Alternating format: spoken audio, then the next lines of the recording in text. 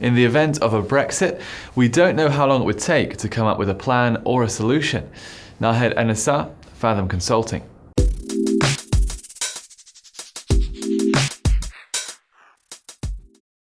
While the debate over a potential Brexit continues to intensify as we near June 23rd, which is when Britain's EU referendum takes place. Meanwhile, the UK economy is said to have lost momentum, according to a top Bank of England official. So how do you assess the economic performance of the UK at present?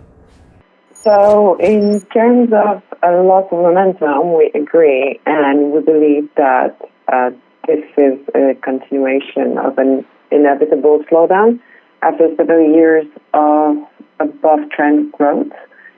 And this, we believe, was a consequence of the substantial demand-side stimulus, which was imparted by the March 2013 budget. And, there have been talks about the fact that the recent slowdown in UK data is attributable to Brexit, but we don't really see a strong evidence.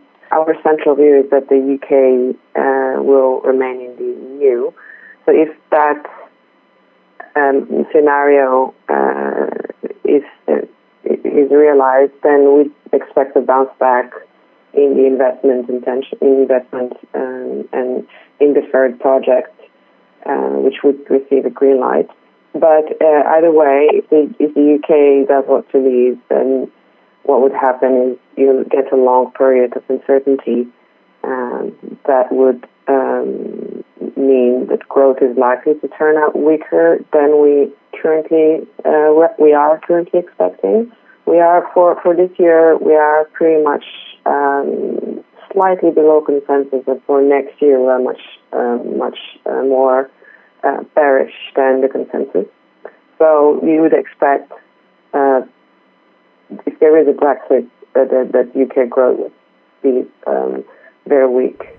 Well, moving on to the minutes of the Fed's April meeting, which appeared to catch investors off guard, especially with the door being opened for a June rate rise. Though, are you convinced by this hype? The Fed minutes were much hawkish, were hawkish, and it does lead us to believe that there is a likely raise by July. But June is probably less likely. July more, because you have the referendum, the UK referendum in June. So I'm not sure they would want to do anything before the results. So there's one in July, and the other one, what we're expecting is another one in December, another hike in December. So what we're assuming here is that the UK vote to remain in the EU, and that Hillary Clinton wins the November election.